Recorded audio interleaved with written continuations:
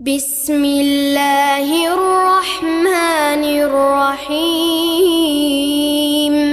أرأيت الذي يكذب بالدين فذلك الذي يدع اليتيم ولا يحض على طعام المسكين فويل للمصلين